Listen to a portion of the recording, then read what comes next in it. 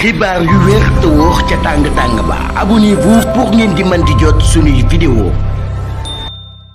dal leen ak jàmm seen chaîne bi di Buzz 221 HD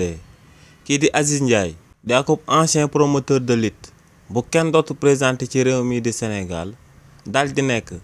akub actuel homme d'affaires yëkkati na ay kàddu dal di xamal sénégalais yi kan mooy prête-nom wu Bougane Gueye Dany di akub politicien bu kenn dootu présenté ci réew mi di Sénégal si li ni mel kii di Aziz Ndiaye ne moom ancien promoteur la ci ëttu làmb bi waaye tamit ne amul lenn luy xew ci ëttu làmb bi te loolee daal di koy ump ne lu leer ba am moom mooy que ne ki nga xam ne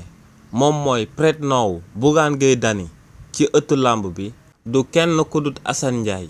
ne Bougane Gueye Dany moom moo nekk ci ginnaaw Assane Ndiaye nee nag ñoom xam nañ lu sabab kookee di Bougane Gueye Dany daal di nekk ci ginnaaw Assane Ndiaye te ne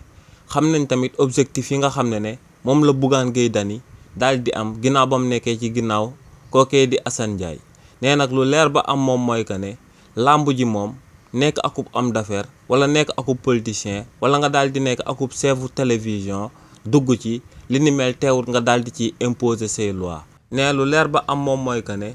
am na ñoo xam ne jiitu woon nañ kookee di Bougane Gueye Dany ëppoon ko doole lool te mu daal di ciy joxe exemple Youssou Ndour bu daal di moom TFM daal di ciy joxe exemple El Hadj Ndiaye bu moom 2STV te ne ñooñee ginnaaw bañ ñëwee ci ëttu làmb bi luñ foogoon ak liñ fi fekk xaajul bay dëppoog lu am nee nag kii di Bougane Gueye Dany am na droit daal di jiital ku ko neex daal di nekk ci ginnaawam waaye ne lu leer ba am moom mooy que ne objectif am yu nekk ci ginnaawam te mënu see àddu publiquement ne objectif yooyee du yomb comme nu mu ko foogee ci réew mi di Sénégal. xibaar yu wér te wóor ca tàng-tàng ba abonnez-vous pour ngeen di mën di jot suñuy vidéo.